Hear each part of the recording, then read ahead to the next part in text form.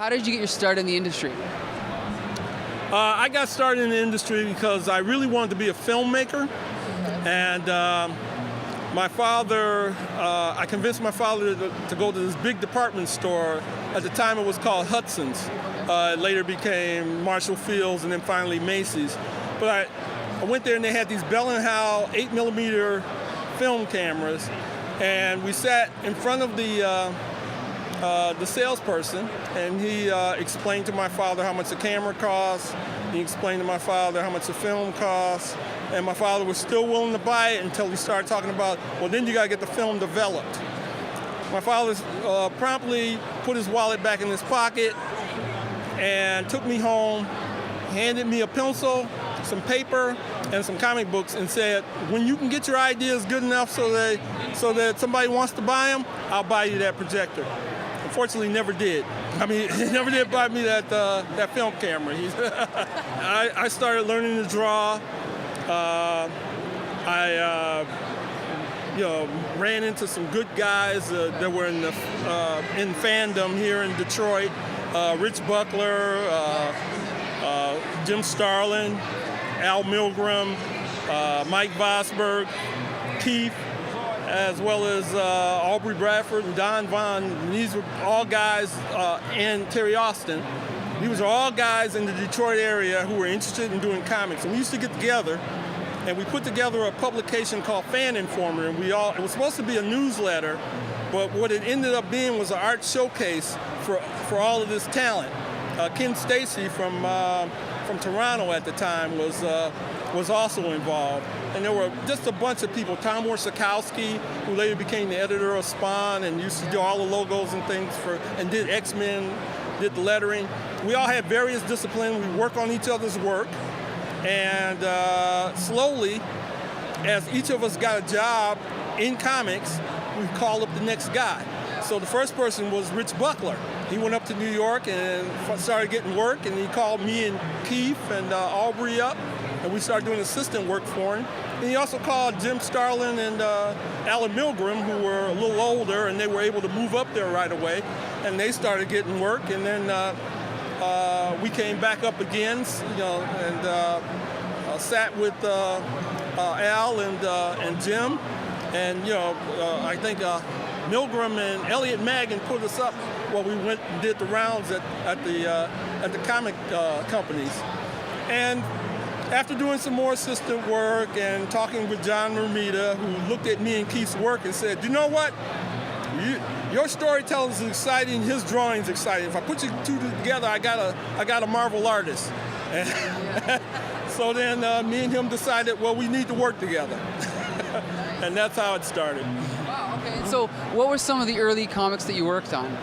Well, my very first comic at Marvel was actually a Marvel 2-in-1 with the Thing and Mobius versus the Living Eraser. And I actually came up with the idea and did the first 5 pages. And I think Roy Thomas was the editor at the time, said, go ahead and expand this. And I said, expand it? He said, yeah, go ahead, we'll buy it. We'll make that into a story. And I said, really? And after hesitating for a while, he assigned a writer to me because I was like scared out of my brains to go ahead and finish the story. And Bill Matlow came on board and wrote the script, and we finished the story based on my idea. And then the next thing I got was Marvel Premiere featuring Iron Fist, and it was very early in the series.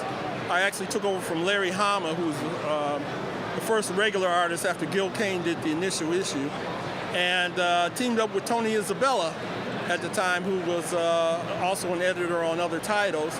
And we did 4 issues of that together. And while I was doing that, all the deadlines at Marvel at the time were like really short. We had 2, maybe 3 weeks to get stuff done. I had started getting work. I called Keith up, and I said, Keith, I'm getting work. Time for you to quit your job and come up to New York. Keith said, what? I don't know if you talked to him, but his version would be more like, what, you want me to quit my well-paying job and come up to New York for some idea that we had. Give up my apartment. And give up his apartment. Yeah, that's true. Which he promptly did. And he came up and he helped me with Iron Man. And I had been given Iron Man by the time he came up. And so I was the Iron artist. I was doing both Iron Fist and Iron Man at the same time. And Keith came up and we shared this dopey little apartment in Brooklyn, which had no water, no windows, no toilet to speak of. But when we flushed the toilet, the guy on the first floor, we were on the fourth floor, the guy on the first floor would come up and complain that the water would drip down on top of his TV in his kitchen. That is funny. It is funny, isn't it? We didn't laugh at the time though. We were pretty upset. And right across the street, we were in an apartment with no windows, and they were building the school across the street. So at 7 a.m. we'd hear the jackhammers going. So we do that and get up in the morning, get our clothes on, go get something to eat, and then head down to Marvel. And we spent pretty much the day either down at Marvel in the freelance room, hanging out with Rich Buckler and John Romita Jr. and Jim Starlin and whoever else would come down, Ron Wilson and Ed Hannigan and Klaus Janson. And we all draw all day, and then we go to the movies, and then we get something to eat, and then the same thing would happen all over again the next day. That sounds like fun to me, though. It was scary. It was scary because we were although Marvel was paying twice a week back then, it was a little iffy. We didn't have drawing. I was raised to have a drawing board and, a drawing table to work on. I was sitting on the side of a fold-out couch, hunched over, with no straight edges or anything, using the Marvel paper to line to do the work in the first couple of issues that we did, because we didn't have any money. And that worked until We had it good. Because there were artists like Klaus Johnson who had to do his artwork on the subway. Wow. Traveling back and forth. Yep. Never guess it, though, I tell you. Yeah, well, it started off, it was rough during those days. I mean, I don't think I could do it again, but back then it was about adventure. We were young men, and you do what you got to do to get into the business. It was our dream. Now, also, you mentioned you worked on All-Star Squadron. What was that like? Oh, that came a number of years later. I got a call from, actually it started off, the origin of it started off about 4 years before then, maybe 5 years before then. Roy Thomas called me up and asked me to do some pages of the All-Star, well, it wasn't the All-Star Squadron, but just the All-Star gang from, All-Star Comics, was it? yeah, All-Star Comics, yeah. And do the Justice League, not the Justice League, the Justice Society of America.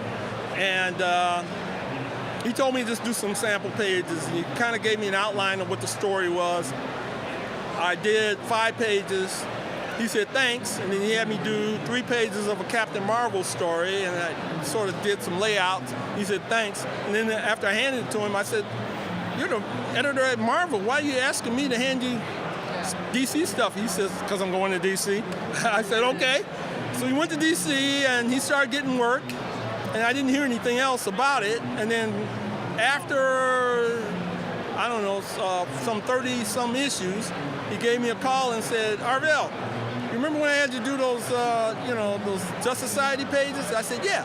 He says, well, it turned into All-Star Squadron, and, I always planned on having you on the book, and it's your turn. Do you want it? And I said, why? Being a big comics fan and, had a love of those old 1940s characters, I said, yeah. So Roy sent me this big box full of junk, which had all kinds of reference in it. And he says, this is everything you need to draw the book. And then he would call me up once a week and give me 5 or 10 pages to draw, and then maybe a couple of days later I would get the script, or at least a plot. And most of the time he would send me a plot, and we worked that way. So it was Marvel style. So you're saying a lot of the storytelling was really you, just plotting out based on his description. Yeah, he had a lot going on in the book. There were a lot of characters, and I wasn't George Perez. George used to time himself, doing a panel an hour. That was how long he took to do a panel, and he'd been doing that from the very first time he started working when he was an assistant with Rich Buckler as well. And I just didn't have that kind of speed. But it was fun to do, there was a ton of characters and at the time I had just gotten married and we had a baby on the way. And I was also working as a news artist for a local TV station. And I was doing 25 news graphics a night, taking care of the 4 o'clock feedings and doing All-Star Squadron during the day. So I was, so I now teach at the College of Creative Studies, and my students come in whining about how hard the work is, and I just don't seem to have any kind of, yeah, you could say sympathy. I don't empathize with them at all. Comic book Syndicate Assemble.